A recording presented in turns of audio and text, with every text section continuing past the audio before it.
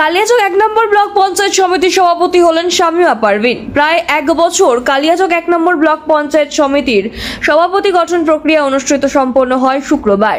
তাই পঞ্চায়েত সমিতির সভাপতি গঠন পর্বকে ঘিরে শুক্রবার সাত সকাল থেকেই কঠোর পুলিশি নিরাপত্তার ব্যবস্থা করা হয় কালিয়াচক ১ নম্বর ব্লক দপ্তরে।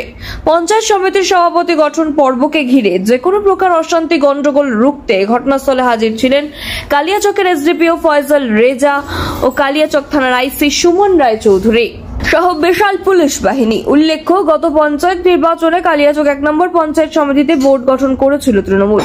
পঞ্চায়েত সমিতির সভাপতি হয়েছিলেন তাসলিমা খাতুন, কিন্তু ২০২৪ সালের জুন মাসে শারীরিক অসুস্থতার কারণে তার মৃত্যু হয়। সভাপতি ছাড়াই ভারপ্রাপ্ত সভাপতি মাধ্যমে চলছিল কাজকর্ম।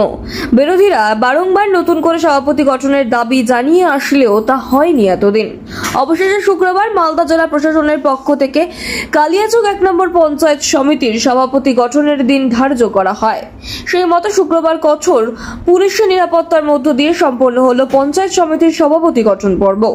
উল্লেখ্য, কালিয়াচক ১ নম্বর পঞ্চায়েত সমিতিতে মোট আসন ৪২টি। একজন সদস্যের মৃত্যুর কারণে বর্তমানে সদস্য সংখ্যা হয়েছে ৪১ জন। এর মধ্যে তৃণমূলের সদস্য সংখ্যা ২৪, কংগ্রেসের ১৬ এবং মিম পার্টির একজন সদস্য রয়েছেন।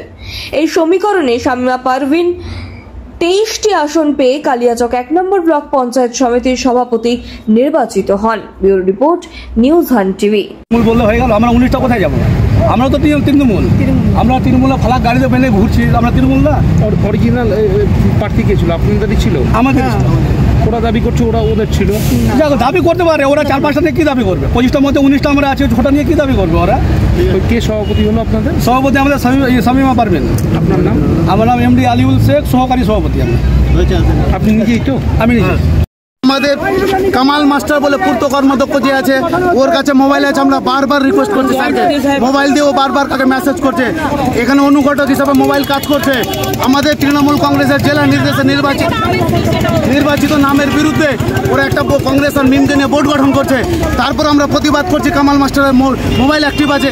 আমরা বলা সত্ত্বেও বারবার বলা সত্ত্বেও বিডিও স্যার কোনো মতোভাবে চেক করাচ্ছেন না, কোনো মতোভাবে চেক করছেন না। আমরা জোরপূর্বক ওকে জিজ্ঞেস করে ও স্বীকার করলো আমার কাছে মোবাইল আছে। কি বলতে চাইছেন দিদি? কি এই ভোটটা নিয়ে? আমার কথা হলো, রাজ্য এই ভোট প্রসেস সাংবিধানিক, আমরা পোস্টপোন করতে চাই। এটা আমরা মানছি না। বিডিও স্যার সরাসরি বলছেন পোস্টপোন করতে চাইছি। আমরা যখন বললাম আমাদের যখন খাম থেকে নাম বেরোলো, তখন আমরা বিডিও সাহেবকে বলছি, বিডিও সাহেব একটাই কথা কি বলছে? বিডিও সাহেব বলছে যে এটা আমাদের পঞ্চায়েত সমিতি যেটা নিয়ম ওটা হবে, রাজ্যের কোনো নিয়ম আমরা মানতে পারছি না। নাম এসছে, এটা আমার নাম এসছে, ওরা আলাদাভাবে ভোট গঠন করছে। ভোট প্রক্রিয়া হওয়ার কথা সেই আপনার বিরুদ্ধে অভিযোগ উঠেছে, আপনি নাকি পক্ষপাতিত্ব করেছেন, সদস্যদের একাংশ আপনার বিরুদ্ধে অভিযোগ করছে। না, সেটা যদি অভিযোগ থাকে সেটা তো অভিযোগ যে কেউ তুলতে পারে। যেটা সত্য না মিথ্যে সেগুলো তো আপনাদেরকেও দেখতে হবে, তাই না? মানে যে কতজন প্রার্থী ছিলেন? ৪১ জন টোটাল সদস্য আজকে মিটিংয়ে উপস্থিত ছিলেন। তাদের মধ্যে ২৩ জন এক পক্ষে গেছেন আর ১৮ জন আর এক পক্ষে গেছেন। দুজনই আইটিসি প্রার্থী অংশগ্রহণ করেছিলেন। শামীমা পারভিন উনি ২৩-১৮ ভোটে নূতন সভাপতি হিসেবে নির্বাচিত হয়েছেন। যে অভিযোগটা তুলছে বিরোধী পক্ষ যারা আছে তাদের ব্যাপারে আপনি কি ডিসিশন নিচ্ছেন? এটা ডিসিশনের কিছু নেই। বিরোধী পক্ষ টক্ষ বলে কথা না, এটা যে কোনো জায়গায় যে কাউকেই সমালোচনা হবে, এটা নিয়ে ভাবার কোনো জায়গা নেই। আপনার কাছে লিখিত